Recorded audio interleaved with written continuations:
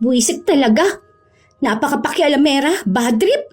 Ang ganda-ganda ng araw ko, sinira lang ng buisit na yan. Lagi na lang gawain ng ibang taong nakikita. Akala ata porket hindi niya nakitang kumilos, napakatamad na. May iba-iba namang gawain ng bawat tao. Kapitbahay lang naman. Daig pa yung biyenan ko, kumanduhan ako sa gagawin ko. Hindi lang nga nakakatulong na merwisyo pa. Bakit ka nagdadabog dyan? Wala ka namang gamit dyan, di ba? Hindi rin ikaw ang naguhugas. Wala ka nang ginagawa sa bahay na to, nagdadabog ka pa? Ay, grabe naman yung ugali na yan. Paano natitiis ni Maricel tong ganito? Pwede ba? Utang na loob, ayoko maging bastos. Please lang, wag mo akong sagarin. Ayoko maging masamang tao. Wag mo naman sanang pakialaman ng buhay ng ibang tao. Kung hindi ka naman apektado, wag mong punahin. Isa pa, ilugar mong sarili mo. Tandaan mo, kapitbahay ka lang. Kumare ka lang ni Mama Maricel. Hindi kita nanay, hindi kita lola. Hindi ka nila kaano-ano. Kapitbahay ka lang. May mga tao talagang hindi nabubuo ang kanilang araw kung wala silang napapansing mali sa ibang tao. Kailangan laging may opinyon at komento sa ginagawa nila. Ganon ang ugali ni Waning. Masyado siyang pakialamera lalo na sa buhay ng iba. Ito rin ang magiging dahilan para tamasahin niya ang parusa ng langit. Makakaya niya pa kayang harapin ito o sadyang kahit anong pagsisisi niya ay huli na ang lahat para sa pagbabago. Mars, may bago pala kayong kasama sa bahay? Madalas ko kasing napapansin itong mga nakaraang araw na may dalagang naglalagi dyan sa labasan nyo eh. Yung kasama ng isa mong anak? Girlfriend ng bunso ko. Bagong nobya ng anak mo? Umuwi-uwi pa ba yan sa kanila? Eh, saan ba yun nakatira? Malapit lang ba sa atin? Baka sa inyo hanapin ng magulang niya yan. Hindi, dito na talaga siya titira sa amin. Nagkausap naman na kami ng magulang niya at pumayag na rin naman sila. Nag-iipon na rin naman sila para magpakasal pero uunahin lang talaga muna makagraduate ng college. Ay naku, Mars! Ano na lang ang sasabihin sa inyo ng asawa niyo kapag umuwi siya? Nangungonsinti kayo ng mali. Bakit kayo pumayag na dalhin yan dito ng anak mo? Buntis naman ba kaya ganyan? Baka kayo pa ng asawa mo ang mag-away kapag nalaman niya yung ganyan. Ipagpatuloy niyo lang kaya ang paglalaban ninyo. Huwag niyo nang isipin kung ano man ang sasabihin ng mister ko dahil alam niyang lahat ng nangyayari dito. Nasa tamang edad naman na ang mga bata. Nagkaroon lang ng problema sa kanila kaya dito na muna namin pinatuloy. Aalis na ako. Tuwing linggo ay nagpupunta si Waning sa kumaring si Maricel para maglabada. Kilala sa pagiging tsismosa si Waning kaya bihira na lang ang may kumukuha sa kanya. Masyado rin kasi siyang pakialamera. Tanging si Maricel na lang ang kumukuha sa kapitbahay nilang ito. Dulot na rin ang awa sa kanya. Mag-isa lang kasi nitong itinataguyod ang mga apo niya at tunay na hikahos sa buhay. Kaya kahit na nakakainis ito, pinagtitimpian na lang ng ginang. Pagpasok ni Maricel ng bahay, pumunta siya ng kusina kung saan naabutan niya si Lian na nagluluto. Ma, pasensya na po kayo kung hindi ko kayo matutulungan sa paghuhugas ng plato. Hanggang sa pagluluto lang po kasi ako pwedeng tumulong eh. Ano ka ba?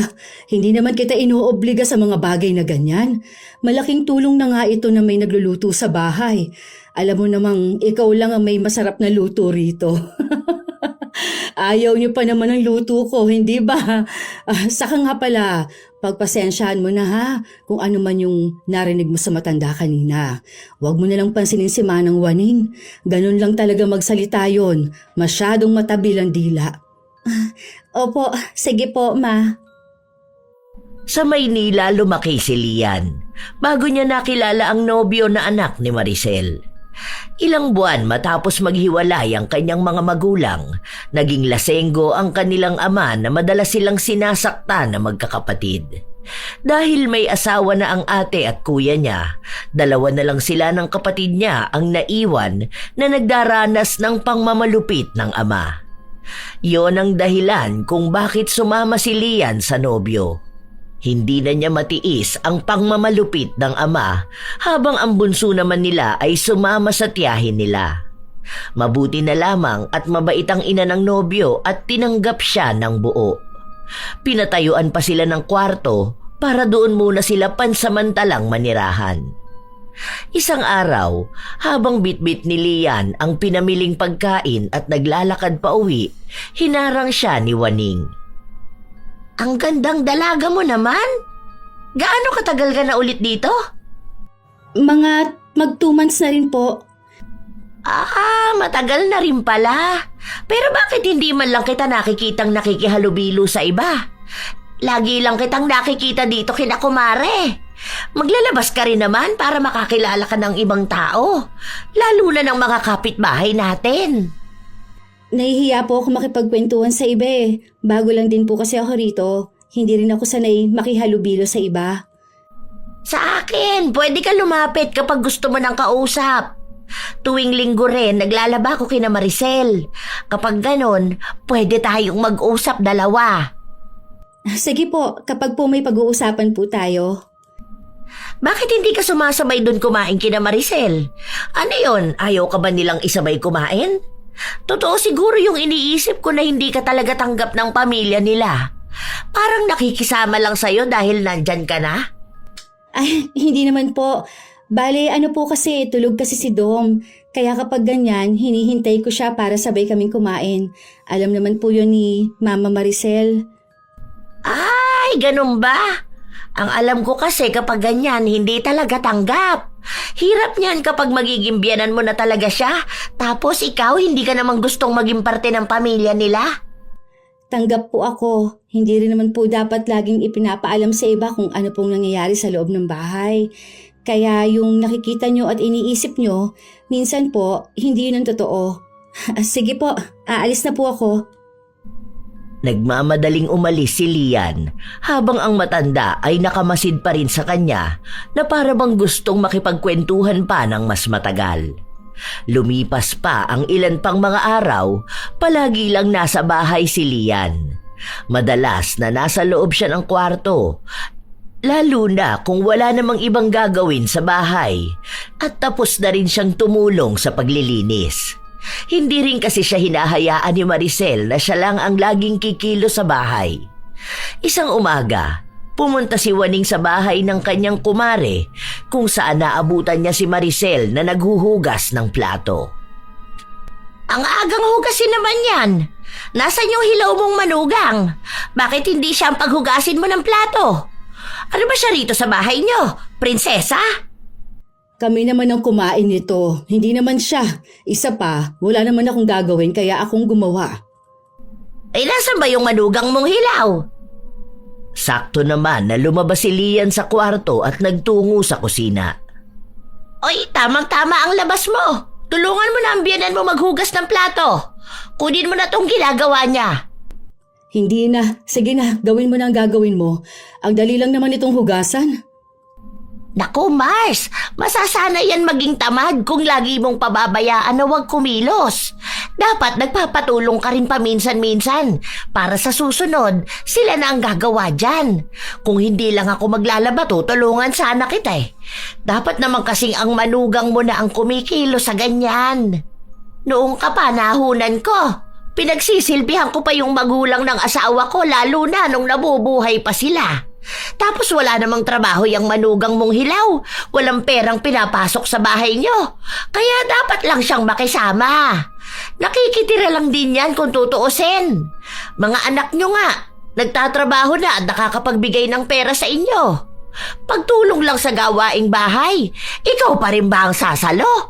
Ano na lang ba ang mayaambag niyan sa bahay nyo? Mariko, huwag mo namang pangunahan kung paano ko pinapatakbo ang pamilya namin. Kung anong meron sa loob ng bahay, sa amin na lang yon. Labas ka na doon. May kanya-kanya silang gawain at hindi na sila kailangang utusan pa. Alam ko, concern ka, pero ang gawain mo lang din dito sa bahay ay maglaba. Yun lang. Hindi ang turuan ako sa pagdedesisyon. Nagpatuloy si Maricel sa kanyang ginagawa. Patuloy din na nagsasalita si Waning pero hindi siya pinansin ng kumare. Kaya ang ginawa na lang niya ay kinuha ang mga labada. Ilang oras pa ang lumipas hanggang sa sumapit ang tanghali. Nasa kusina si Lian, nagluluto. Pumasok naman sa loob ang kanyang biyenan. Okay ka lang po ba, Ma? Naiinis lang ako. Ang ayoko sa lahat yung pinakikialaman ako sa gawain ko. Masyado na kasing pakialamerang matandang yun. Ang tagal na naming magkasama at yan lagi ang pinagtatalunan namin. Hindi siya marunong makiramdam. Sasabihin niya talaga kung ano yung gusto niyang sabihin, kahit na hindi naman dapat. Masyadong nangihimasok sa bagay na hindi naman kailangan ng pansin niya. Sarili niyang buhay hindi niya ayusin. Bakit hindi niyo po kasi palitan? Marami naman yatang ibang tao dyan na gustong mamasukan sa inyo, Ma. Isang beses lang naman po sa isang linggo. Tapos malaki rin naman ang sahod. Mahirap din kasing papalit-palit. Alam mo na, mahirap magtiwala sa iba. Mapagkakatiwalaan naman yan. Pero yung ugali niya kasi, porket mas matanda siya, parang mas alam na niyang lahat. Madali lang po siyang palitan kung tutuusin. Nasanay lang po talaga kayo sa kanya. Oo, ganun na nga. Kaso nababastosan na ako sa kanya ngayon. Gutom lang din po siguro yan, Ma. Teka po, tapos na rin naman po ako magluto. Gisingin ko na lang din po si Dom para makakain na po tayo. Sandali lang po. Paglabas ni Lian para puntahan ng nobyo, nadaan siya kung saan nagpapahinga sandali si Waning. Tinawag siya nito na mukhang may nakakainis na namang sasabihin. Buti naman lumabas ka na ng kwarto. Tumulong ka naman dun sa biyenan mo. Tumutulong naman po ako. Kaya lang, hindi niyo naman po pwedeng ipagawa sa akin lahat. Kayo po, parang hindi pa kayo nakakalahati sa nilalabahan niyo Baka mamaya abutin na naman kayo ng gabi. Marami na naman kasing pinamiling damit si Selena, kaya heto, marami na naman ang nilalaban ko. Ang dami-dami na nga niyang damit Sige pa rin sa gastos ng pera. Wala naman ako magagawa dahil hindi rin pinagsasabihan ni Maricel ang anak niya. Hinahayaan niya lang din naman na maging maluho. Marunong ka na bang magluto? Magaling ako magluto, baka gusto mong turuan kita. Para naman may maiambag kang gawain dyan sa inyo. Marunong na po ako, hindi na po kailangan. Baka naman nahihiya ka lang Marami akong alam na lutuin. Kasi alam ko sa mga ganyang edad sa'yo, mga kulang yan sa karanasan. Lalo na sa henerasyon ngayon. Paano ka nalang tatagalan ng nobyo mo kung hindi ka masarap magluto? Baka maghanap pa yan sa ibang babae. Hindi naman po siya ganun. Saka nung wala pa ako dito, hindi na siya naghanap ng iba. Ngayon pa kayang andito ako? Ay kaya nga sinasabihan kita. Hanggat maaga matuto ka na dapat. Kaysa gumaya ka sa iba dyan. Alam mo bang yang si Maricel? Hindi marunong magluto. Halos pagtawanan pa nga siya ng mga matatanda dito dahil laging umaasa sa mister kahit dati pa. Kung wala siguro ang asawa niya, puro itlog lang ang inuulam nila. Mabuti na lang at nakahanap siya ng magaling magluto. Kaya nga ngayong umalis na yung asawa niya, wala nang nagluluto para sa kanila. Dati-rate kapag may okasyon, ang dalas nilang magpakain. Ngayon, wala na dahil walang marunong sa kanila. Napakaswerte niya lang sa asawa. Ginawa talaga siyang prinsesa. Walang alam na gawaing bahay. Mabuti na lang din umalis asawa niya para matuto man lang sa buhay. Kaso yung mga anak na babae, nagmana sa kanya. Tapos yung nag-iisang lalaki, nag-asawa agad. Hindi pa naman po kami mag-asawa. Hindi pa kayo mag-asawa sa lagay na yan nagsasama na kayo. Isa pa yan, nako. Dapat nagpakasal muna kayo. Kababae mong tao, ang ganda mo pa naman tapos ang aga mong lumandi. Ano na lang ang sasabihin ng ibang tao sa'yo? Hindi ka man lang nahihiya kapag may nagtatanong sa'yo, tapos sasabihin mo, may ka-live-in ka na. 20 years old na po ako. Kung tutuusin, nasa edad na rin po ako para mag-boyfriend. Wala naman pong masamang magkaroon ng boyfriend Siguro naman po, may boyfriend na rin ang iba sa mga apo ninyo. Pero wala sa kanila ang nag-uwi ng nobyo sa bahay ko o kahit ang umalis para makitira sa ibang tao. Ganyan na lang ba ang ipagmamalaki mo sa magulang mo? Bata ka pa kaya pinaaalalahanan kita. Hindi lahat ng matatanda ay bibigyan ka ng payo katulad ko. May gagawin pa po ako. Ilang araw pa ang nakalipas pero napapansin na rin ni Waning na walang pinagbago ang dalaga. Hindi pa rin ito masyadong lumalabas ng bahay o kaya naman ang nagkukusang maglinis ng harapan ng bahay. Noong linggo, bago maglabas si Waning, nilapitan niya si Lian na nasa kusina habang naghihiwa ito ng gulay. Hoy, hindi ka ba pinagsasabihan ng biyanan mo? Hindi ka dapat nagsusuot ng ganyang klase ng damit. Napagsabihan na rin kita noon nakaraan, di ba? Hindi lang dapat sa pagluluto ka tumulong. Hindi naman kita nakikitang nagkukusang kumilos dito sa bahay niyo eh. Diyan lang naman ang bahay ko, tanaw na tanaw ko ang nangyayari dito. Kung sana nakikita kong nagkikilos ka, wala ka namang maririnig na kung ano-ano mula sa akin. Hindi pwede yung ganyang katamaran. Mabait lang talaga si Maricel kaya hindi ka pinagsasabihan. Ang tamad mo na nga kung makapagsuot ka pa, akala mo nagbebenta ka ng katawan. May mali po ba sa suot ko? Nakasando lang naman po ako, saka nasa loob lang naman po ako ng bahay. Abay, sa sobrang iksi niyang pambaba mo, para bang wala kang short. Kulang na lang panty na lang ang suotin mo. Ganyan ka ba talaga, ha? Sa bagay, nag-asawa ka nga pala ng maaga. Isa lang ang ibig sabihin nun. Nandito po kayo sa amin. Malamang po makikita niyo po talaga akong nakaganito. Ano po bang gusto ninyo? Nakapangmadre ako? Sa inis, tinigil na muna ni Lian ang kanyang ginagawa at nagpunta sa kwarto ng kapatid ng nobyo. Ayaw niyang lumabas dahil malamang ay pakikialaman na naman siya ng matanda. Isa yon sa dahilan kung bakit ayaw lumabas ni Lian. Nahuhusgahan na lang siya palagi, lalo na kapag nariyan si Waning. Isang araw, hindi bumisita ang kapitbahay nila sa bahay, kaya malaya siyang nakapagpahinga sa sala. Maya-maya pa ay dumating si Maricel. Marunong ka bang magluto ng maha blanca? Ayoko kasing humingi ng tulong kay Ate Waning. Yun kasi magaling yun magluto. Hindi ko pa po nasusubukan, Ma, pero mapag-aaralan ko naman. Meron naman po niyan sa YouTube. Basuyo nga ako, nak, para mabili ko na bukas ang mga kailangan. Kaso Ma, baka hindi ko po pala yun magawa. Sasamahan ko po si Dom bukas, magpapacheck up po. Hindi ko po alam kung anong oras na kami makakauwi nun. Ay, ganun ba? Ay, wala palang choice kundi humingi ng tulong kay Ate Waning. Sige, makikisuyo na lang ako sa kanya. Kailangan kasi ng ate mo. Birthday nga raw ng boss niya. Kinabukasan, maagang nagpunta si Maricel kina Waning para sa pinapasuyo niya. Pagdating sa ganong mga bagay, mabait naman si Waning. Maaasahan din siya sa kahit na sinong kapitbahay nila. Sadyang may kakaiba lang sa ugali niya na kinaiinisan. Habang tumutulong na magluto ang matanda, napansin niya na naglalaro lang sa cellphone ang anak ni Maricel. Pansin ko na ganyan yung anak mo, no? Minsan dalawa sila nung manugang mong hilaw. Yan lang din naman ang kasiyahan ng dalawa. Ganyan din kinaaadikan ng mga anak ko at apo ko. Ang ingay-ingay pa naman nila kapag naglalaro ng ganyan.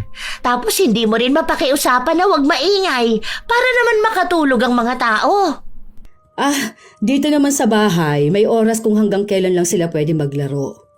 Alam mo ba na pinagsabihan ko yung manugang mong hilaw?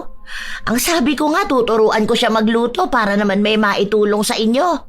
Kaso mukhang ayaw naman niya. Sa susunod na lang siguro, may ginagawa rin yun eh. Nag-aaral din siya, di ba? Hayaan mo, mamaya yung pinagamitan natin, si Sarah rin naman ang maglilinis niyan. Swerte talaga ng manugang mo, lalo na rin ang mga anak mo. Ako rin naman ang swerte sa kanila. Ay, oo nga pala, may sobra pa naman dito sa niluto ko. Mag-uwi ka na lang din para sa mga bata. Sobra na sigurong pang 50 katao na yung natapos kong gawin kanina. Hindi pa kasama ito ngayon. 40 lang sila sa trabaho. Siguro yung naunang batch na lang ipadadala ko sa kanya. Itong iba, itabi na lang muna. Ito namang niluluto natin pwede mong iuwi. Sandali lang sa bayad ha. Abot ko na lang mamaya.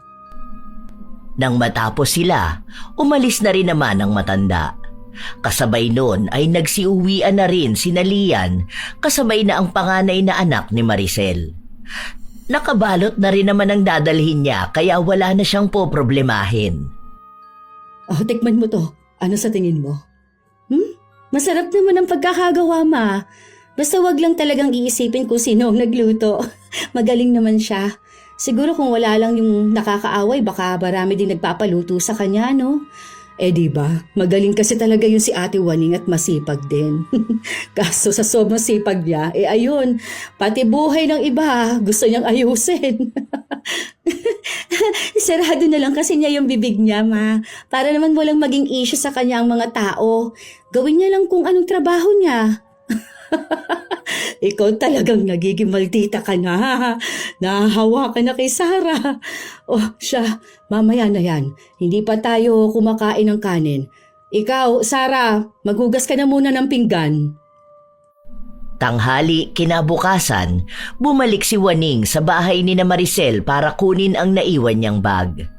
Nang makapunta siya sa kusina, naabutan niya si Sarah na naglilinis sa kusina. Nagtanong ito kung nasaan si Lian at ang sabi sa kanya ay natutulog pa ito. Pinaliwanag niya rin na ang araw na yon ay para sa kanyang paglilinis.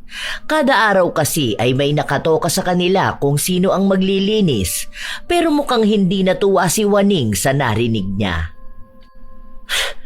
Hindi ka man lang tulungan ng hipag mong hilaw sa paghuhugas? Ang tamad-tamad naman nun. Akala ko ba'y marunong tumulong sa gawaing bahay yon? Ang hilig nyo kasing pagtakpan kaya nasasanay eh. Nagpamilya hindi marunong sa gawaing bahay. Ano, lahat iaasa niya sa inyo? Kung marunong siyang kumain, marunong din dapat siyang maghugas ng pinagkainan. Yan ang nga lang ang pwede niyang itulong, inunan niya pa ang katamaran. Pinaliwanag naman ni Sarah sa kanya na nagsusugat kasi ang kamay ni Lian kapag matagal nakababad sa tubig na may kahit na anong sabon. Kaya inuunawa nila na pagdating sa paghuhugas ng plato ay hindi siya gagawa.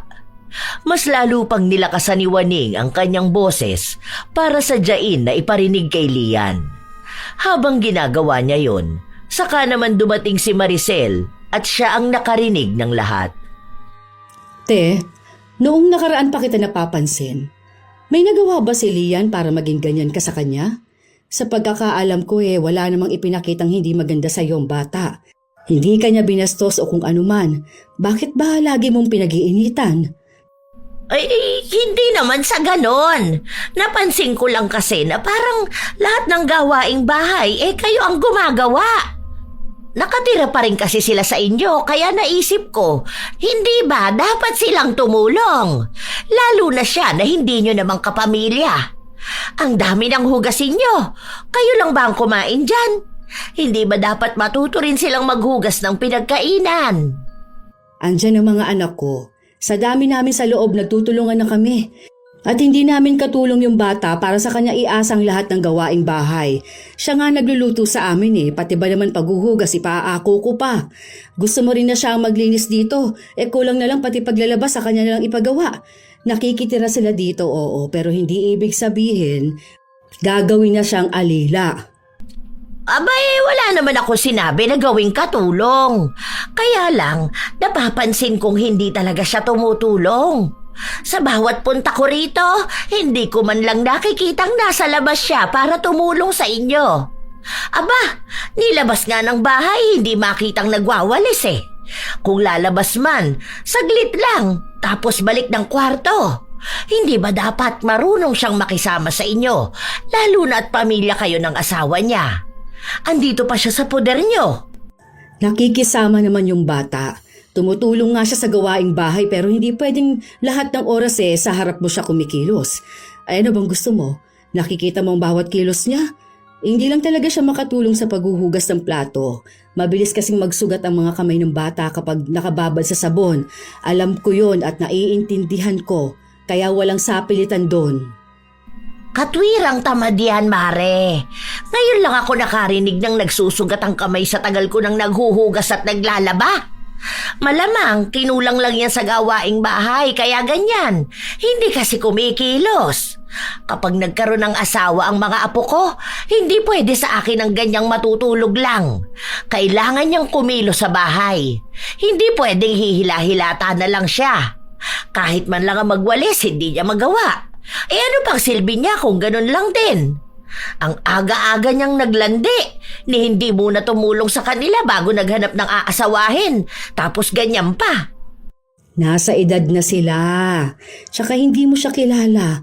Hindi mo alam kung anong pinagdaanan sa buhay ng tao. Basta ako, tanggap ko siya. Yun lang naman ang mahalaga. Buhay na namin to, kaya wag mo nang pakialaman. Inaalala ko lang kasi kayo. Kasi kayo ang masasagad kung hindi kayo magsasalita. Sagutin niyo pa rin naman sila, kaya anong masama kung tutulong sila sa inyo? Na dapat naman talaga responsibilidad nila. Kaya kasi nasamantala ng ibang tao dahil dyan sa kabaitan nyo. Tingin ko rin naman hindi ganun kalaki ang naambag ng anak nyo kasi mababa lang ang pasahod sa probinsya natin. Imposible namang makapagbigay ng malaki ang bunso mo. Lalo na sa fast food lang naman nagtatrabaho. Working student pa. Sa kanila palang dalawa, kukulangin na ang perang kinikita ni Domingo. Bakit parang ikaw pa ang problemado? Hindi ka nakakatulong sa totoo lang. Hayaan mo kami lalo kung tungkol sa pamilya namin. Matagal na tayong magkakilala. Matagal mo na akong labandera. Kahit paano, napalapit na ako sa inyo at hindi nyo maaalis sa akin ang pag-aalala. Ilang taon na tayong magkakilala kaya kahit paano, kilala na kita. Masyado ka kasing mabait para sa lahat ng tao na kahit kayo ang nahihirapan, pagtitiisan nyo na lang kaysa magsalita. Lahat kayo kumikilos, samantalang yung manugang mong hilaw nakakulong lang doon sa kwarto niya. Parang walang ibang pakialam kundi ang sarili lang. Kung ano man ang gawin niya, hindi niya naman siguro kailangang ipakita sa'yo para aprobahan mo siya. Masama ang pakiramdam ng bata. Baka pwede namang pagpahingahin siya.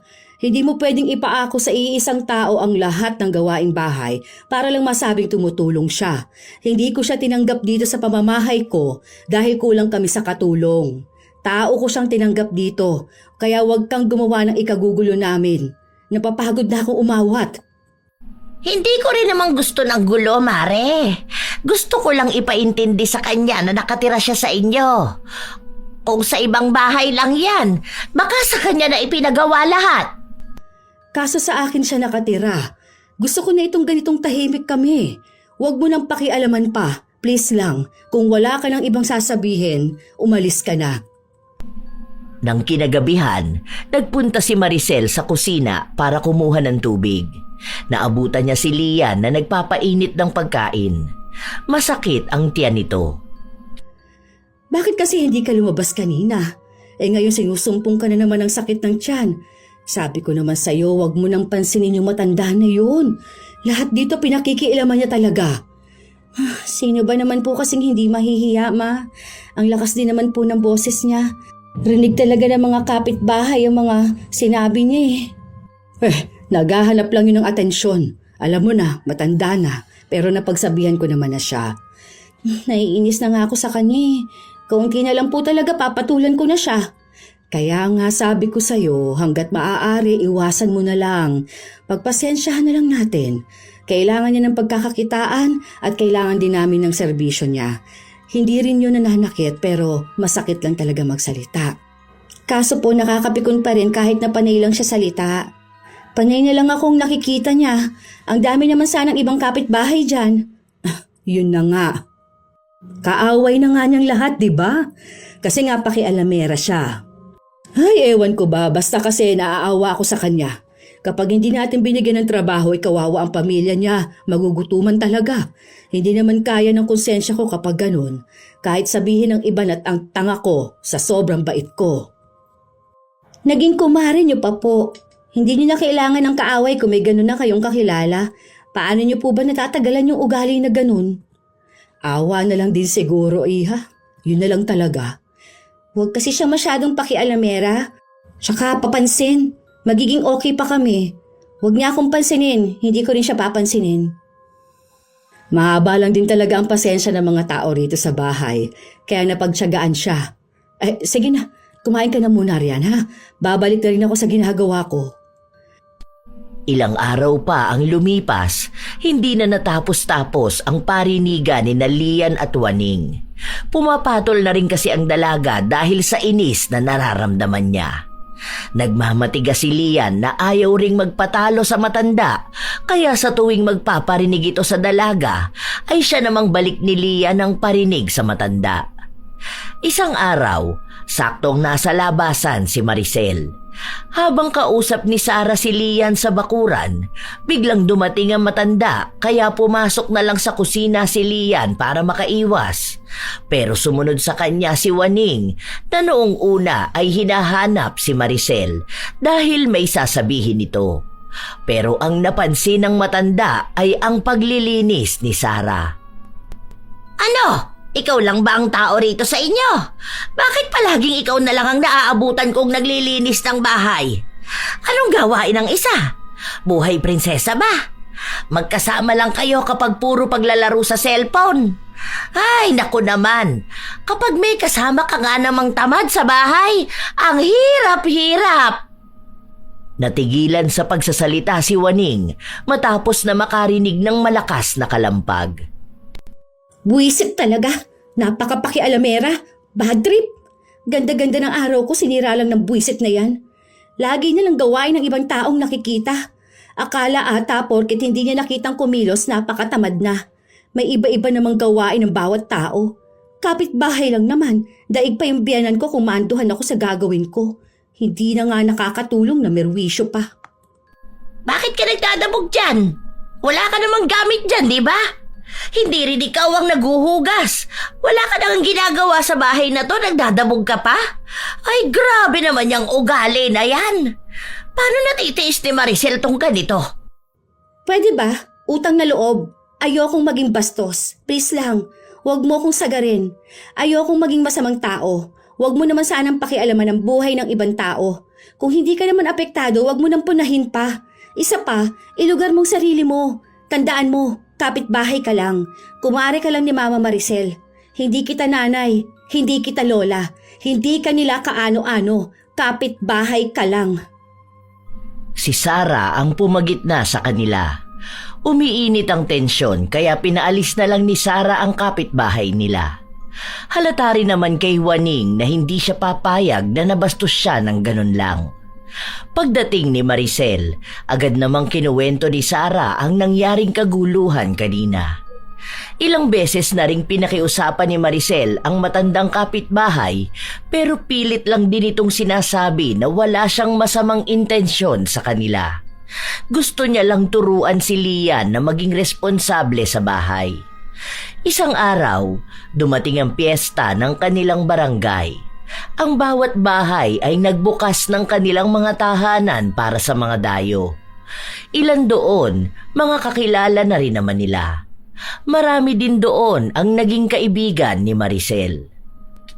Oo, yung anak ni Maricel, yung bunso. Kilala mo yun, di ba? Ang bata pa noon pero nag-asawa na. Ayun, kasama nila dyan sa bahay tapos napakatamad. Kung alam nyo lang, napakaswerte niya talaga na buti na lang na si Maricel ang biyenan niya. Daig pa aswang na ayaw makihalubilo sa ibang tao eh. Kahit na masama ang sinabi ni Waning, sumama pa rin naman siya sa loob ng bahay ng kumare para tumulong sa paghahanda. Tuwing may piyesta sa kanila, sa bahay talaga ni na Maricel ang may pinakamaraming bisita. Nagpupunta rin kasi ang mga kapwa guro niya. Habang tumutulong si Waning sa pagluluto, panay ang pagpaparinig niya kay Lian na dinadaan niya lang sa biro. Dahil doon, pumasok sa loob ng kwarto si Maricel. Inaya niyang lumabas si Lian para ipakilala sa iba. Oo nga pala, si Lian, yung kinakasama ng bunso ko. Graduating student na siya. Teacher din ang kinuha. Mabait ito at masarap din magluto. Hindi naman po ganun kagaling magluto. Sakto lang po. Siya yung kinukwento ko sa inyo. Kasundo niya rin yung mga kapatid ni Domingo. Ang ibang guro ay binibiro pa si Maricel na baka malapit na siyang maging lola at ang swerte niya rin na maganda at mabait ang napili ng kanyang bunso. Naging magaan ang loob ng dalaga sa kanila, lalo na't wala siyang ibang nakitang panghuhusga. Lumipas ang mga oras na nakihalubilo siya sa ibang tao. Napansin ito ni Juaning, kaya nung nakahanap ng pagkakataon ay lumapit ito sa kanya. Mabuti naman at marunong ka nang makihalubilo sa iba. Maganda yan na makilala ka naman ng ibang tao. Hindi lang naman sila Sara ang tao dito sa atin. Atribida talaga. Ayos na po sa akin kahit sina Ate Sara lang ang kakilala ko. Kadalasan kasi puro chismis lang naman din ang dala ng ibang tao. Napakadaming peke pa naman dito. Sa harap mo mabait kapag nakatalikod ka na kung ano-ano na ang sinasabi. Hindi mo naman pwedeng taguan panghabang buhay ang mga ganong tao. Marami rin talaga akong kilalang ganon, lalo na dito sa atin. Buti na lang magaling din akong kumilatis ng tao. Okay, sabi mo eh. Sinabi ko na kasi sa'yong tuturuan kitang magluto. Hindi ka pa nagpaturo sa akin. Eh di sana kahit paano kaya mo nang tumulong kapag ganitong may okasyon. Hindi yung lalabas ka lang kapag natapos na lahat ng gawain. Marami namang ibang kabataan dyan ang pwede mong turuan kung gusto nila. Ayokong mag-aral ng ganyan eh. Marunong naman na ako. Natuto na ako magluto. Bata pa lang ako. Tinatamad ka na namang tumulong. Sinabi ko sa'yo, walang mapupuntahan niyang ginagawa mo. Ako na nga itong nagmamagandang loob at nagpipresenta. Para sa'yo rin naman to eh. Hindi na nga po kailangan. Marami pa akong ginagawa at tinatapos. Si mama nga po hindi ako pinakikialaman eh o pinipilit sa kung ano-anong bagay. Kung ganyan ka ng ganyan, paano ka nalang tatagalan ng nobyo mo? Problema niya na yon kung maghahanap siya ng iba. Pati ba naman ang pagiging kontento niya o hindi, poproblemahin ko pa? Pati ba naman yung relasyon namin, pakikialaman mo pa? Kapag iniwang ka ng nobyo mo, hindi na ako magtataka, lalo kung ganyan ka mag-isip. Bakit kayo ng asawa niyo? Asan ba siya? Buti natatagalan ka niya. Abay, ang swerte niya na nga sa akin. Ang daming lalaki na nireto sa akin nung kabataan ko. Kaya lang siya ang natipuhan ko. Kaya nga dapat bago kayo nagsama ng nobyo mo, inalam mo muna kung siya na ba talaga ang para sa'yo. Parang inuto ka lang bumigay ka naman agad. Sayang ka talaga. Hindi ko nga alam kung may nangyayari na ba sa inyo kahit na hindi pa naman kayo kasal. Oh, ayan na ang biyenan mo, palapit sa atin. Nasaan na si Ma'am Lorna? Nakita niyo? Hinahanap ko rin po. Baka nakaligtaan ko. Ito kasing kumari niyo, wala pong ibang ginawa kundi ang kausapin ako. Yung anak mo doon, kanina ka pa hinahanap. Hindi na nagsalita pa si Juaning. Kusa siyang umalis. Nang makalayo na siya, doon na lang muling nag-usap ang dalawa. Habaan mo na lang ang pasensya mo, ha? Hindi po ba pwedeng ibang tao na lang ang tawagin natin kapag ganitong may okasyon o anuman? Nakaka-bad trip na po kasi na lagi na lang ganyan sa tuwing nagkikita kami. Ako nang napapagod sa nagmamarunong na matandang yun. Siya na ang bida sa lahat.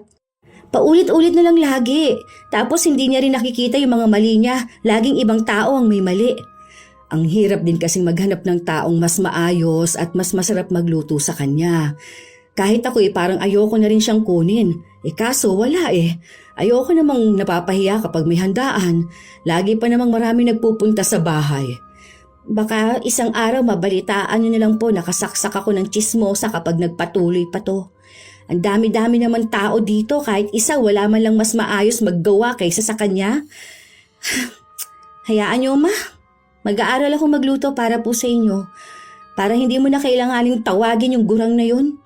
Buti talaga, natatagalan siya ng asawa niya. Napakamanhid ng bruhang yun. Akala mo naman perpektong mga anak niya. Iniwan nga sa kanya mga apo niya. Kung hindi mo siya dederechuhin, madalas hindi niya naman talaga alam kung sino bang tinutukoy mo. Tingin mo ba, Bakit walang nag-aaksayang makipagtalo sa kanya kahit halos lahat ng tao dito may galit na sa kanya? Kaya nga sinabihan kita na huwag mo nalang bigyan ng pansin dahil ganyan. Ikaw na lang talaga ang mananawa sa kanya. Makapal po kasi ang mukha niya, ma. Masyado kasi mapagmalinis akala mo perpektong tao. Nakakainis. Paano hindi ko mapapansin nagpapaepal talaga. Hindi ko naman siya gustong kausapin, ang hilig niya magpapansin sa akin. Ayoko lang talaga ng gulo hanggat maaari, ha? Kapag kinausap ka, wag mo kausapin para matigil na rin. Mabuti naman at nautusan mo siyang maghugas. Kung hindi pa siguro natambak ang hugasin, hindi pa siya magtutulong sa paghuhugas, ano? Sabi ko naman sa'yo, tumutulong siya sa amin. Hindi ko na kailangan pang utusan. Naintindihan ko namang tuwing linggo ka lang nandirito kaya hindi mo alam ang nangyayari sa loob ng bahay. Kaya hindi maiiwasang hindi ka alam. Isa pa, sinabi ko naman sa'yo na hindi mo na kailangang bantayan ang bawat kilos ni Lian. Nga pala, pwede ko bang isama itong kapatid ko? Ngayong araw lang na paglalaba ko. Gusto lang kasi ng kausap. Kung hindi lang naman sana bawal. Wala naman akong sinabing bawal. Basta kapag maglalaba lang kayo, walang masama na may kasama ka. Total, babae lang din naman siya para may kakwentuhan ka na rin.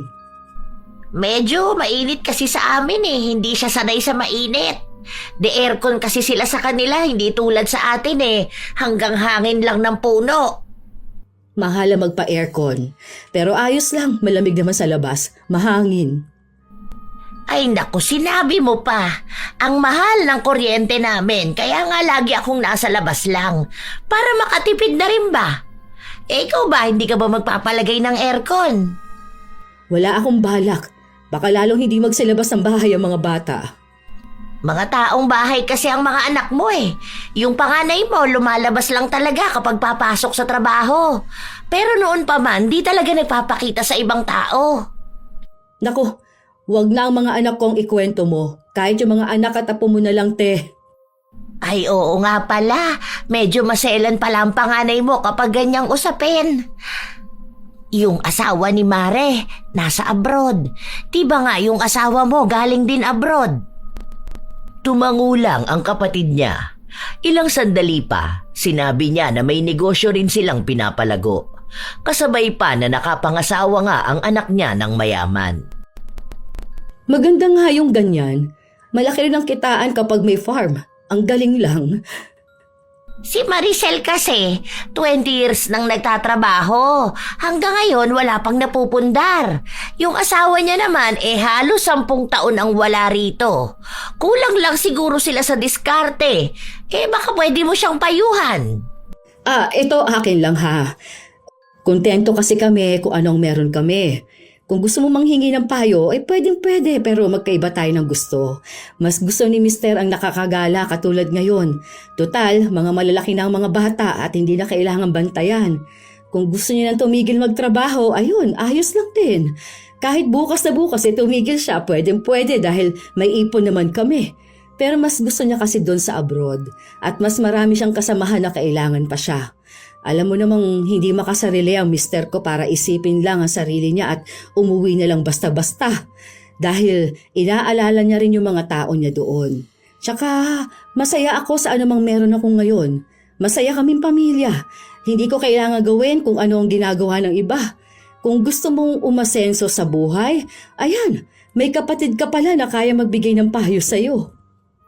Sa inis ni Maricel ay umalis siya at iniwan ang dalawa. Noong pumasok sa loob ng bahay si Maricel, saka naman lumabas ang panganay niya para magtapon ng basura. Nagparinig pa ito na mukhang ang patama ay kay Waning. Magsisimula na sana siyang maglaba pero tumayo siya para iwan yon. Ay nako, tara na nga. Ang susuplado talaga ng mga tao rito, parang hindi marunong makisama. Ikaw na nga itong nagmamagandang loob tapos babastusin ka pa. Lalo na yung malditang anak ni Maricel. Ay naku, bata pa lang ang tabil na ng dila. Kaya naman walang gaanong kaibigan dito sa atin. Masyadong mataas ang ere. Akala mo kung sino? Yaman-yamanan pa, samantalang umaasa pa rin naman sa magulang. Kaya siguro ni wala pang nobyo dahil sa kasungitan at kadaldalan. Maganda nga, kaya may mga nagkakagusto pa rin. Pero nako, maldita talaga yung batang yan. Nagmamadaling umalis si Waning kasama ang kanyang kapatid. Kitang-kita nila kung paano mainis ang matanda kaya natutuwa si Lian. Matapos makitang nakasarado na ang gate, lumabas si Lian sa kwarto. Natatawa naman ako dun sa ginawa ni ate. Hindi na rin niya kaya ano. Alin, hindi ko narinig. Pero kilala ko si ate mo. Kapag may gustong sabihin ako, sasabihin niya talaga. Matapang.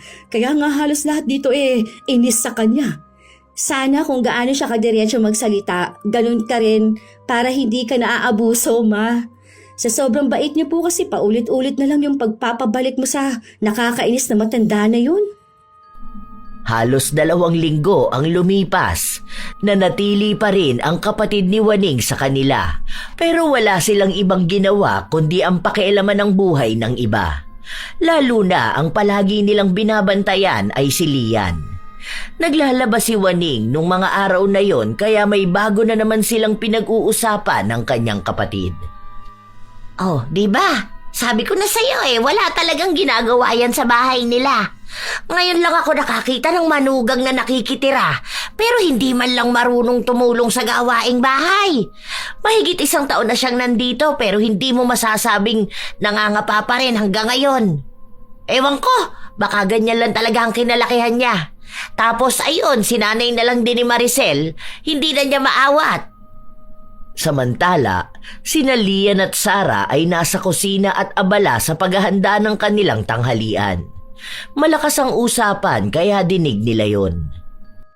Nagdala pa talaga ng kakampi yung bruha. Sinasadya pa nila yan kapag wala si mama. Tapos kapag nagalit ka, babalik ta rin ka pa. Tipong ikaw ang masyadong sensitive. Nukdukan pa naman ng chismosa yung kasama niya. Nakakainis talaga sila.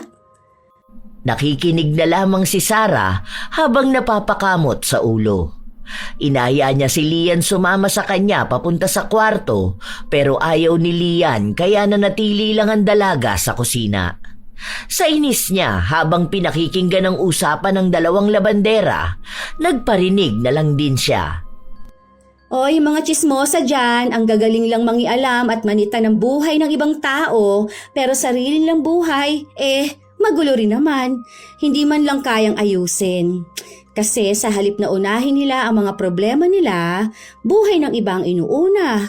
Alam nilang hindi nila kayang ayusin ang sarili nila kaya inaatake nila ang mga taong mas maayos kaysa sa kanila. Akala yata nila giginhawa ang buhay nila kapag nangingialam sila.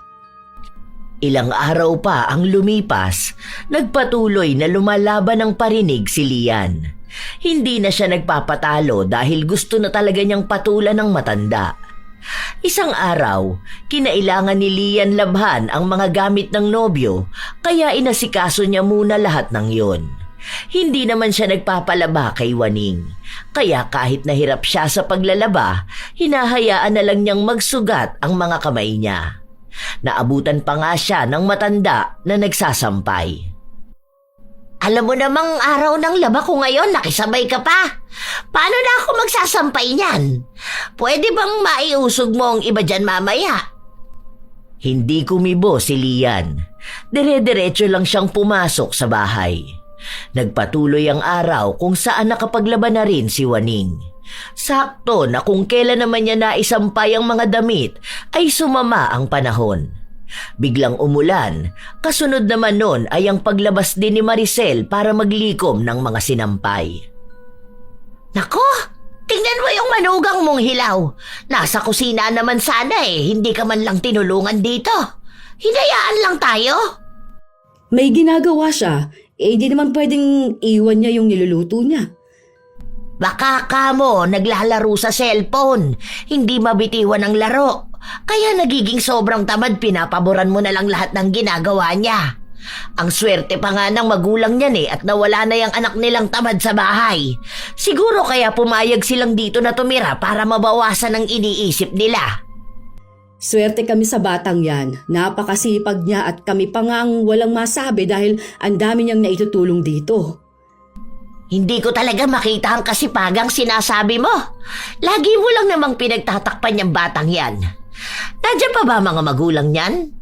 Naibalik mo na lang kaya? Ano bang sinasabi mo?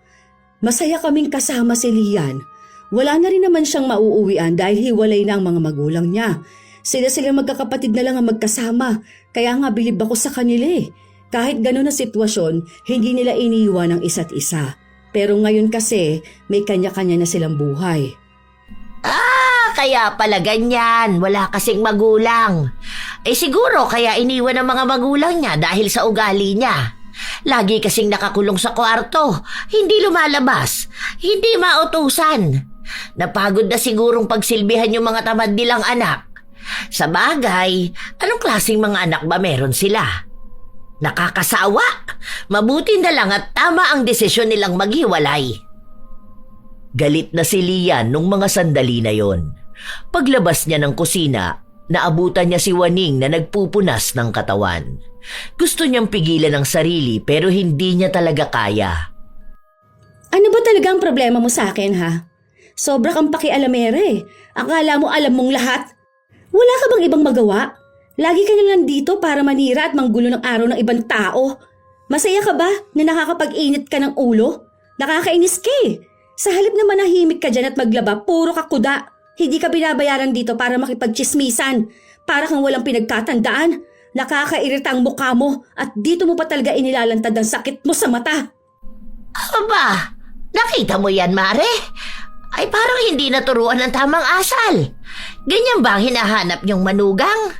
Naku, pagdating ng panahon, baka mura-murahin ka rin yan. Bastos sa nakatatanda. Alam ko yung ganyang ugali. Iisa lang din ang magiging ugali niyan kapag nagtagal. Halatang sutil na bata. Oh, tama na to. Huwag na natin palakihin tong gulo na to, ha? Wala lang naman yan. Hindi niyo pa kasi nakikita ang tunay na ugali niyan dahil may pakinabang pa kayo. Sinusuportahan niyo pa sila eh.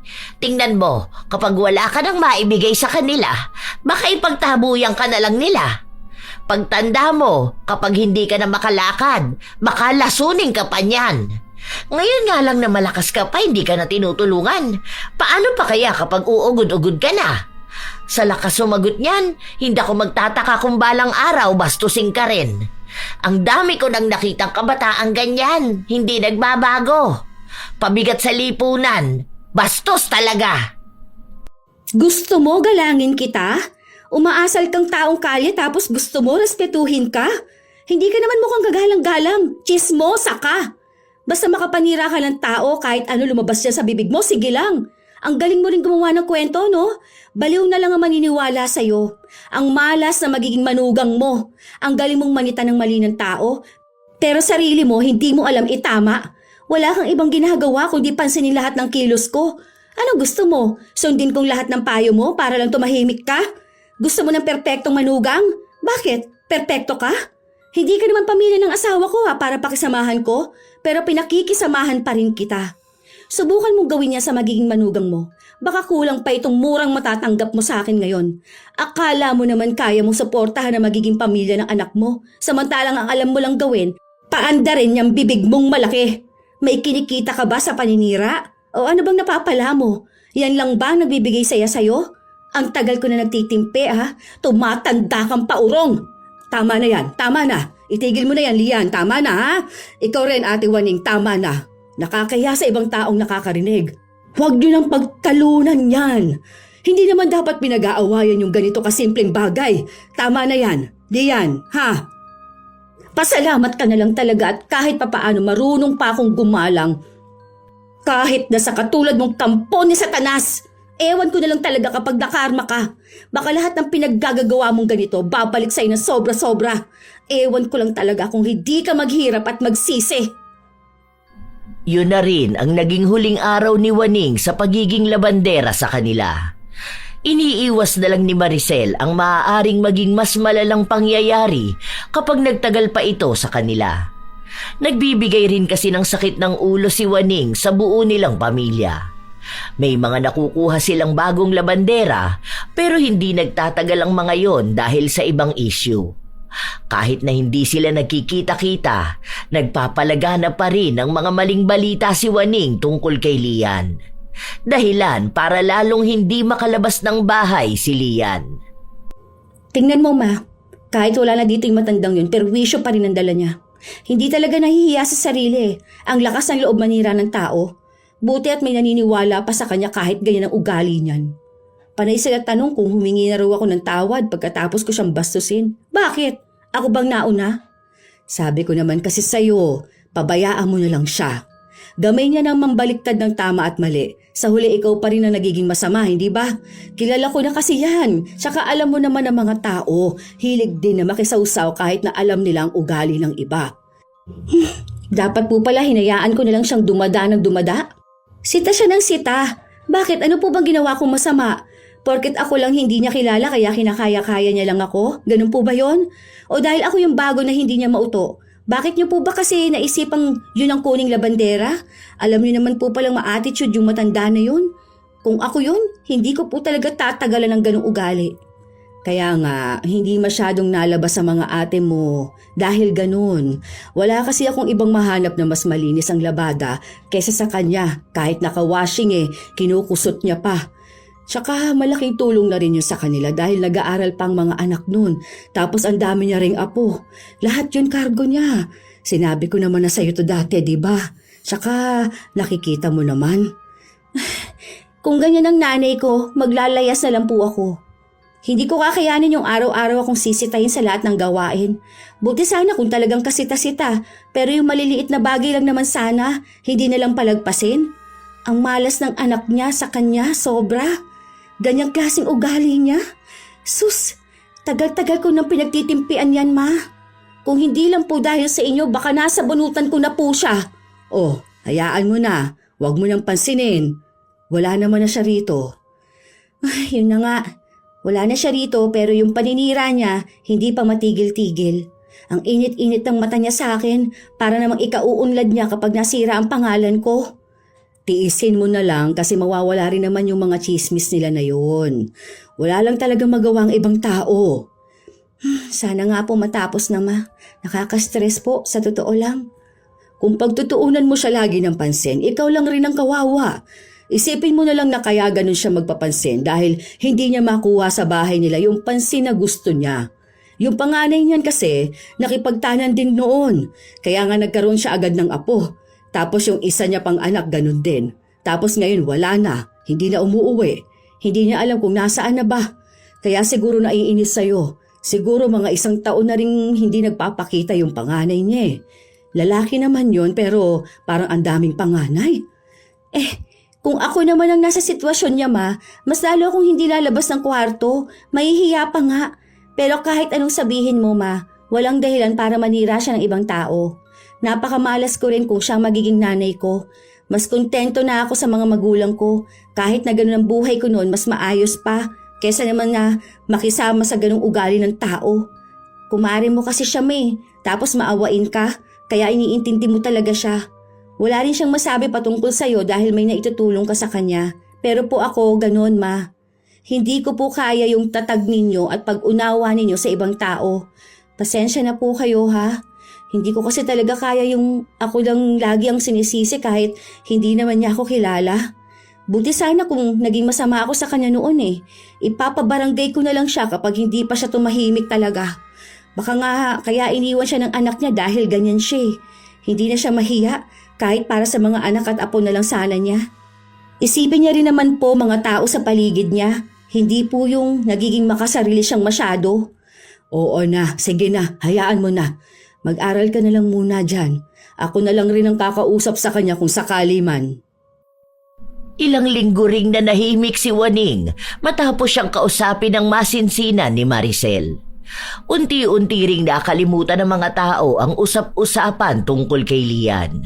Ngunit makalipas ang ilang buwan, may kumalat na balita tungkol sa bunsong anak ni Waning.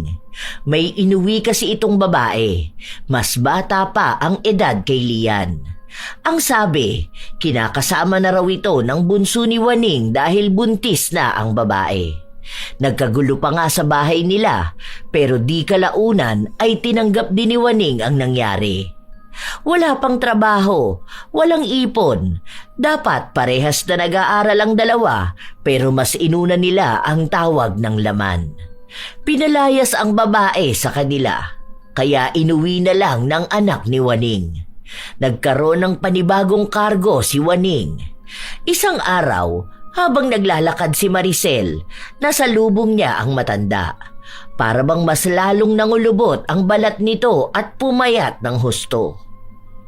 Kung susumahin, para bang 10 taon agad ang itinanda nito dahil sa dami ng problemang bitbit niya. Alam ko kung bakit pinaalis niyo ako bilang labandera. Pero sana naman matulungan mo ko, Mare. Hirap na ako ngayon Kasi hindi ko alam paano ko nabubuhayin ang pamilya namin. Yung mga apo ko, sagot ko na. Tapos madadagdagan pa nga. Si Mister, alam mo naman na yung sahod niya sapat lang sa mga bata. Pangkain lang yun. Paano pa yung mga nag-aaral, di ba? May nagtatrabaho naman na sa mga anak ko, kaso ayun naman, may kanya-kanya rin silang buhay. Hindi ako makahanap ng trabaho, kaya sa'yo ako lalapit. Sige, titignan ko. Pag-uusapan muna namin ito. Bakit naman kasi ganun ang ginawa ng bunso mo? Akala ko ba'y maayos yung nag-aaral? Nakadorm pa nga yun, di ba? Tapos bigla na lang umuwi na may babae na. Ayun, nabuntis ang kaibigan niya.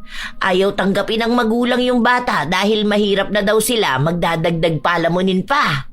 Ngayon, nasa amin sila, kaya lang, kailangan namin ng pera para sa panganganak ng babae. Wala namang kaming ipon. Nagbahay-bahay na rin ako kung sakali na may gusto ng labandera. Kaso ayun nga, yung iba ayaw na. Ikaw na lang din yung kilala ko. 18 naman na ang bunso mo, hindi ba? Bakit hindi siya maghanap ng trabaho para may pantustos naman siya? Bumuo na siya ng pamilya Dapat alam na niya ang responsibilidad niya. Naghahanap pa lang ng trabaho. Hindi rin namin sigurado kung magkakasya ang sasahurin niya para nga sa panganganak nung kinakasama niya. Maselan kasi ang pagbubuntis ng babae. Basta ang daming kailangan. Kasi nga, bata pa lang nabuntis na. Dami naming problema ngayon. Ako, lalo na talaga sa pera. Wala naman ibang tutulong sa akin. Humingi na ako ng tulong sa kapatid ko, kaso wala rin namang maibigay. Kaya dapat, doble kayod ako. Sige, pumunta ka sa bahay sa linggo. Ako na lang munang kakausap sa mga bata tungkol dito. Pasabi na rin kay Lian na pagpasensyahan niya ako, ha? Masyado ako naging pakialamera kaya nagalit siya ng sobra sa akin. Kasalanan ko rin naman talaga yun. Hindi lang naman dahil doon kaya siya nagalit. Marami talaga kayong nagawa. Pero sana kung babalik ulit kayo sa amin, wag na lang sana maulit yung awayan, ha? Kung hindi rin naman hihingi ng opinyon ninyo, wag na kayong magsasalita. Yun din sana yung klase ng ugali na baguhin ninyo. Kasi sa totoo lang, ha, mahirap talaga kapag ang dami mong nakakaaway dahil sa pagiging pakialamera mo. Umuwi na si Maricel kung saan kinausap niya ang mga anak niya patungkol sa pagtulong nila kay Waning. Hindi sila kumbinsido sa desisyon ni Maricel, pero mukhang wala rin naman silang magagawa sa kabutihan ng ginang. Sa paglipas ng mga linggo, may bago na namang balita na kumalat sa kanilang lugar. Na ang babae pala na inuwi ng anak ni Waning ay may asawa. May dati itong kinakasama na iniwan niya para lang sa anak ng matanda. Minsan pa ngang umuwi ang bunso ni Waning na puno ng pasa at sugat sa katawan dahil binugbog ito ng dating asawa ng babae. Madalas din nilang naririnig na pinagmumumura at sinasagot ng babae si Waning. May pagkakataon pa nga na sinasaktan ng matanda pero wala siyang magawa dahil kung hindi niya pakikisamahan ng manugang, lalayasan siya ng anak at tinatakot siyang hindi na to magpapakita sa kanya kahit na kailan. Naging magulo na ang buhay nila sa pagdating ng babae. May mga tao ngang nagsasabi na karma na ang nangyari sa kanya. dahil madalas siyang nakikialam sa desisyon ng ibang tao, samantala ngayon ay hindi na niya mapakialaman ang desisyon ng anak. Habang naglalabas siya sa bahay ni na Maricel, lumapit si Lian sa biyenan. Hanggang kailan po siya rito sa atin, Ma? Ewan ko. Pero sabi niya hanggang sa mga nakamanugang niya. Ewan ko rin eh. Awang-awa na ako sa kanya. Ang tanda na kaya niya tapos madalas nang manakit ang balakang niya. Tapos malalaman ko minamaltrato pa siya ng babae ng anak niya. Kawawa nga talaga siya. Ang sabi niya sa akin ayaw niya ng manugang na gaya ko. Tapos ngayon nuknukan ng tamad yung napunta sa kanya. Pero hindi niya naman masita. Dapat kung paano niya ako pakialaman noon, ganun din niya pakialaman yung manugang niya. Kasama niya sa iisang bahay, siya lang rin ang bumubuhay. Yan ang mahirap kapag pinapangunahan ng salita. Mali nga yun. Tsaka ngayon, nakikita kong alam na niya kung ano yung mali na nagawa niya. Alam ko rin na kahit sa akin, may nasasabi siya. Pero konsensya niya na yun. Bahala ng karma sa ginagawa niya. Alam mo, nakikita ko na takot na siya kahit sa ibang tao.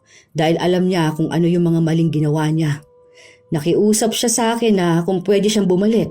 Ako naman na awang-awa sa kanya. Ayun, kinuha ko ulit. Kita naman sa kanya eh. Ang laki ng ibinagsak ng katawan niya. Isinantabi na lang din ni Lian ang sama ng loob sa matanda dahil tunay naman na nakikita niyang nakakaawa ito. Maging siya kasi, naririnig niya kung paano murahin ng babae si Waning. Tapos wala pa itong ibang magawa. Hindi maipagtanggol ang sarili. Nakita rin naman nila na hindi na pala salita si Waning. Kahit na may nakikita siya na dating sinisita niya, ngayon naman ay hindi na niya pinapansin. Mukhang ang inaalala na lang ng utak niya ay ang sarili niyang problema at hindi ang sa iba. Isang beses pa, naabutan ni Waning si Maricel na nagpapahangin sa labas. Narinig ko na parang nagtalo kayo ng dalaga mo. Oo, ganun lang naman yun. Pero okay naman na kami. Napagalitan ko kasi. Pero tinanggap naman niya yung mali niya. Pero alam mo, swerte ka nga dyan sa dalaga mo. Swerte ka sa mga anak mo kasi minsan kahit na nagkakatampuhan kayo, hindi naman tumatagal. Nagkakabati rin kayo. Samantalang mga anak ko, sinisigawan ako. Ngayon nga, pati manugang ko napakagaling sumagot sa akin. Hindi na nga rin siya tumutulong sa gawaing bahay dahil daw hindi niya kaya kasi nga, buntis. Prinsesa nga sa bahay, grabe. Ako na ang kumikilos talaga sa lahat. Tapos madalas na ako pa ang masama. Hindi ko talaga mapalayas. Parang kinain mo yung sinabi mo noon kay Lian ha. Tanda ko pa, ang sabi mo kapag ganyan na manugang mo sa kanya, nasaktan mo na at talagang wala na sa poder mo. Kaso eto, sinubok ka nga ng mas malala pa. Kaso, iba naman yung ginawa mo. Yun na nga eh. Karma na lang talaga. Napakalala nung ibinigay na manugang sa akin. Hindi talaga maisip kung gaano kasama ang pag-uugali. Totoo pala talaga na mahirap makahanap ng matinong manugang. Yung sa nanay kasi ng mga apo ko, hindi ko naman nakasama. Pinag-iiwan ba naman ng mga anak ko eh? Sadyang minalas ka lang sa manugang. Parang pinaranas yung bagay na ayaw mo. Karma na nga talaga to. Tanggap ko na. Wala naman na akong magagawa.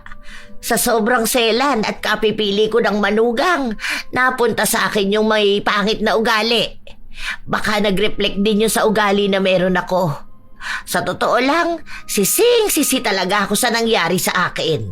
Kung naging mabuti lang siguro ko, yung inayos ko talaga yung pagpapalaki sa mga anak ko at nag-focus ako sa pag-ayos ng pamilya namin, baka hindi ganito. Kaso, ang haba ng panahon na buhay ng ibang tao ang inatupag ko. Kaya yan, binalikan ba naman ang karma? Kausapin mo na lang kaya ng maigi ang manugang mo. Total bahay niyo naman ang tinitirhan nila. Naku, Mare. Sana nga kasing bait yun ni Lian na nakikinig. Kaso hindi. Halos 1 linggo ang lumipas, hindi nagpapakita si Waning. Hindi rin siya nakapaglaba kaya sinadya na lang ni Maricel na puntahan ito sa kanilang bahay. Nagulat pa siya nung makitang nakaupo lang ang matanda habang may benda sa paa. Ano nangyari sa'yo? Ayos ka lang ba? Kaya pala hindi ka nakapaglabas sa bahay, may nangyari pala sa'yo. Pasensya ka na, Mare. Mukhang hindi yata ako makakapaglabada sa inyo. Hindi ko alam kung kailan ulit eh. Kailangan kasing hintayin maghilom tong sugat ko. Baka ma-impeksyon pa. Ano ba kasi nangyari dyan? Napagsabihan ko yung manugang ko. Tapos ayun, nagtalo-talo na sila rito sa bahay. Habang nagtatalo sila, ayun, naitulak ako tapos tumama ako dyan. Yan o, sa nakausling kawayan. Natusok talaga tong binti ko. Dinala ko sa ospital. Muntikan pa nga ako mahimatay kasi ang daming dugo. Tinahipa ka mo ito. Oo, anong sabi ng anak mo? Imbis nga na humingi ng pasensya, ayun, sa akin pa isinisi ang lahat. Si Mister ang nagalit. Pinapabukod na nga yung dalawa. Gagawa na lang sila ng bahay dyan sa kabila. Pero syempre, sagot pa rin namin kasi wala naman silang pera eh. Ano ba naman yun? Ay, pero sige, magpagaling ka na lang. May trabaho ka pa rin namang babalikan. Sana maging maayos ka na. Maraming salamat sa tulong mo, ha? Ikaw lang talagang nakakaintindi sa akin. Sorry talaga. Pasensya na sa mga nagawa ko noon. Sa pagiging pakialamera ko. Dahil sa pangit kong ugali, kahit kamag-anak ko hindi na tumutulong sa akin. Pasensya ka na talaga. Sana pagpasensyahan din ako ni Lian. Hindi ako makahingi ng tawad sa kanya dahil umiiwas siya sa akin. At naiintindihan ko naman siya kung bakit niya yun ginagawa. Pero sana nga dumating ang araw na makita ng mga tao ang pagbabago ko. Ang hirap kasi ng ganito.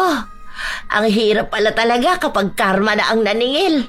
Parang lahat na lang ng mangyayari sa buhay mo, puro na lang kabayaran sa mali mong nagawa. Matapos ang araw na yon, lalo pang naging magulo ang buhay ni Waning. Nag-aaway sila ng anak niya. Minsan nagkakasakitan pa sila ng manugang niya. Siya na ang nagiging tampulan ng mali-maling balita. Siya na ang pinakikialaman ng manugang niya at wala na siyang iba pang magawa kundi ang umiyak. Mabuti na lang mabait si Maricel at ang pamilya nito kaya may nakukuhanan pa siya ng kabuhayan niya. Napatawad na rin naman siya ni Lian pero hindi na talaga sila nag-uusap pa. Hindi na rin niya pinakikialaman kung ano ang ginagawa nila o anuman ang desisyon na ginagawa niya. Mas pinagdarasal pa nga ni Waning na sana katulad na lang ni Lian ang naging manugang niya. Naghahangad kasi siya ng sobra. Hindi niya pansin na swerte na ang makakilala ng tulad ni Lian. Naging masama lang naman ito sa kanya dahil masama rin siya. Kahit na anong pagsisisi ni Waning, wala na rin namang taong naniniwala sa kanya. Kaya araw-araw niyang pinagdurusahan ang karma na kapalit ng lahat. May mga tao talaga na likas sa kanila ang pagiging pakialamera. Kahit na hindi naman nila problema, sila pa rin ang nag-iisip kung paano mareresolba ang sitwasyon ng iba. Para sa kanila, nakakatulong sila sa pamamagitan ng pagbibigay ng opinyon o mungkahi, ngunit madalas hindi nila napapansin na ang kanilang ginagawa ay nagdudulot ng kalituhan, sama ng loob at minsan ay paninira sa buhay ng iba. Ang pagiging pakialamera ay kadalasang nagmumula sa kagustuhang makontrol ang paligid o simpleng hindi matiis ang hindi pagkakasunod sa gusto nila.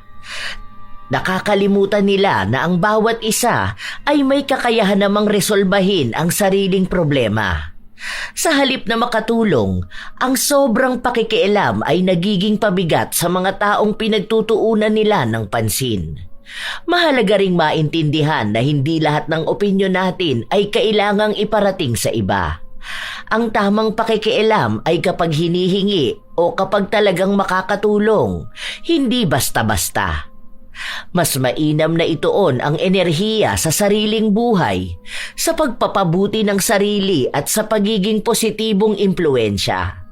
Sa ganitong paraan, Natututo tayong maging maunawain at respetuhin ang espasyo at desisyon ng iba, imbis na maging sanhi ng gulo o hindi pagkakaunawaan.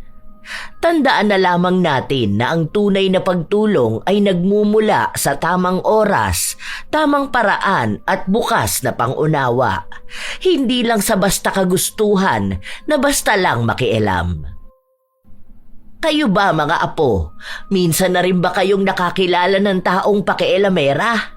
Yun bang tipo na katulad ni Juaning? Kung kayo ay may kwento at opinyon, maaari nyo yang ibahagi sa amin. Naway may aral na naihatid ang ating bagong kwento. Shout out sa ilan sa mga masusugid na tagapakinig ng mga istorya ni Lola Telang. Mark Alvin Baril, May Villar. Shout out din sa kanyang mga kaibigan sa Laguna na si Maria Diana Gonzalez, Laika Eunice Ustaris, Luigi Querijero, Jaber Matthew Belisario, Tita G Vlog, Stella Cabral da Silva, Inday Sumailo, Ruben Granada, Renz Coronacion ng Andox SPC1, Menelen Bantillo, Sara Sahorda, Delia Alyon, Nenita Lozada, Adventures of Quezonian, Madam Ilay, Tootsie Roll, Bakahig Ishi Raqueza.